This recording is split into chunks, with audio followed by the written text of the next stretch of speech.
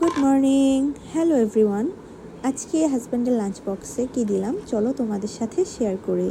প্রথমে ছিল হচ্ছে ভুনা খিচুড়ি। এটা আমি বুট দিয়ে রান্না করি, আগের দিন ভিজিয়ে রাখা বুট, আর মুরগির মাংস, আর একটু কাঁচামরিচ পেঁয়াজ এগুলো, আর অল্প করে ডাল। এটা খুব বেশি মজা হয়। আর এর মধ্যে আমি গোটা গোটা রসুন ইউজ করি।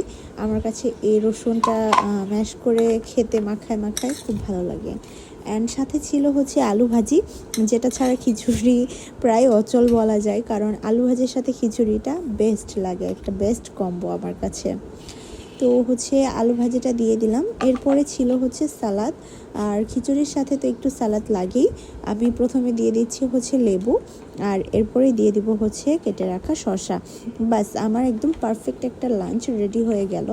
আমার হাজব্যান্ড এই খিচুড়ির সাথে আলু ভাজি আর লেবু শসা দিয়ে একটা প্লেটার তাকে রেডি করে দিলে সে খুব খুশি হয়।